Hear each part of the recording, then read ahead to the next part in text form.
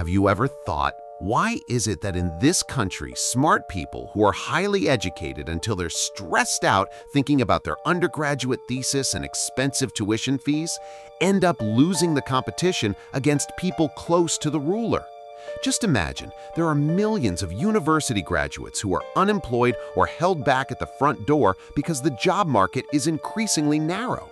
But on the other hand, the express lane of the backdoor is wide open for non-professional people, ranging from political campaign volunteers in their 20s to the personal assistants of celebrities who are suddenly appointed as commissioners in state-owned enterprises with trillions in local currency wealth.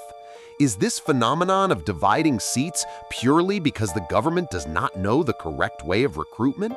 Or is this perhaps a systemic inherent defect that has been intentionally maintained ever since our state-owned enterprises were born in the year 1957? Let us dissect this octopus of payback sharply and objectively based on historical facts.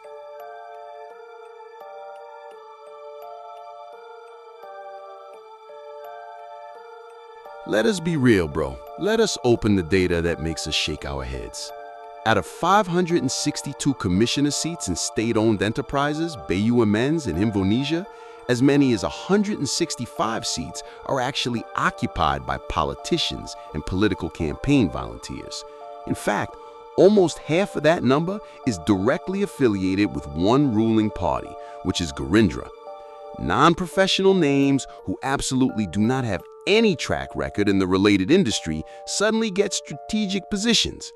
There's a former campaign volunteer coordinator who's only 27 years old, placed at Pertamina Retail, an ex-journalist at a campaign team at the National Nutrition Agency, and the most viral one, the personal assistant of a top celebrity who suddenly became a commissioner at PT Krakatau Pasco, a giant steel factory that produces 3 million tons of steel per year.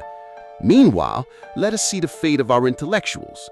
Data records that there are 7.24 million unemployed people in Indonesia, and 1 million of them are university graduates who have paid expensive tuition fees. Even darker, the National Research and Innovation Agency records that there are 2.7 million people who have given up and stopped looking for work because they're hopeless with the existing system. The global impact? A massive brain drain phenomenon.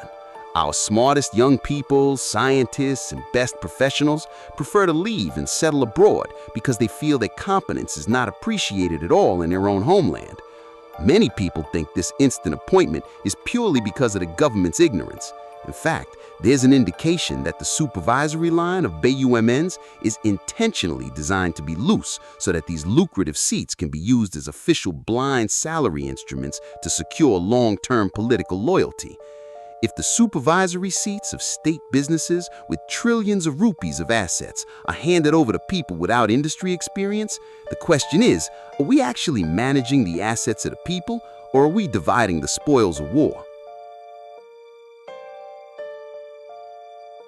You have to know that this pattern of dividing positions is not a new thing, and do not just blame the New Order era of Suharto or the current government.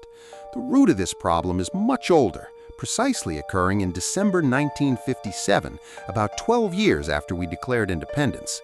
At that time, the people and the labor unions were extremely angry because Indonesia lost a UN General Assembly vote regarding the dispute over West Irian.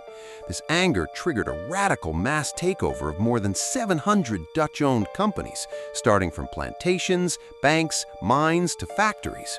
Now, after that mass nationalization, the control of those 700 seized companies from 1957 are the ones that became the ancestors of the BUMN you see today. Political sociology history records that institutions born from the womb of physical power struggles tend to maintain their power DNA forever. The soul of the formation of BUMN from the very beginning was not who's the most competent, but who has the power to hold it. This pattern was then reinforced by Suharto through the concept of the dual function of the military, or dwi fungsi ABRI.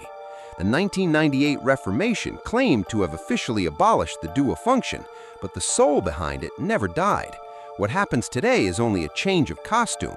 If in the past the commissioner seats were filled by military ranks, now those seats are filled by campaign volunteer cards and political party affiliations.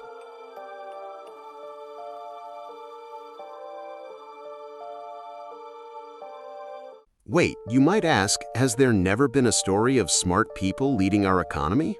Oh, there has.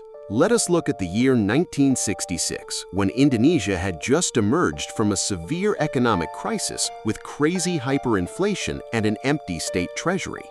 Suharto, who had just risen to become president, immediately gathered the best economists who graduated from Berkeley, Harvard, and McGill, who were later nicknamed the Berkeley Mafia. They were great, bro. They successfully suppressed inflation, drafted a tight budget, and opened the gates of investment until Indonesia was nicknamed the Tiger of Asia, alongside Japan and Taiwan. But there is one hidden fact. The way these smart people entered the government was also not through an open, transparent competency selection, but because Suharto was impressed after listening to their presentation at a military seminar. They still entered through the back door of political access, not the front door of pure competition. In the era when the Berkeley Mafia led the economy under Suharto's political protection, other economists who were no less smart but dared to criticize, such as Sarbini Sumawinata, actually ended up in prison. This proves that even the peak of our best meritocracy era was actually just a lucky coincidence. The fundamental system didn't change. It was still patronage. Whoever's close to the ruler gets the stage. The danger is if the taste or interests of the ruler change in the future, the stage of these smart technocrats can instantly be displaced overnight by incompetent people who are only good at kissing up. If even the best era of our economy was built on the privilege of closeness to the ruler, does it mean that a pure meritocracy system in this country has actually never existed?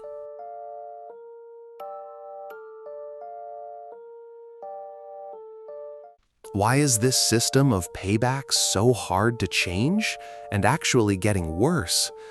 The answer is because it is locked tight by three fundamental realities that form a triangle of deadlock in Indonesia. First, the logic of political return on investment. You know for yourself that the cost of politics here is extremely expensive. Just to run as a regent requires tens of billions of rupiahs for party dowries and campaigns. Now, the position of BUMN commissioner with a fantastic salary and luxurious facilities becomes the easiest tool for a ruler to pay off service debts to the success team without needing to spend a single dime of personal cash. Second, the patron-client culture. Personal relationship, or the term who you know, becomes a social currency that is far more powerful than any official degree, certification, or competence, even in the corporate business world.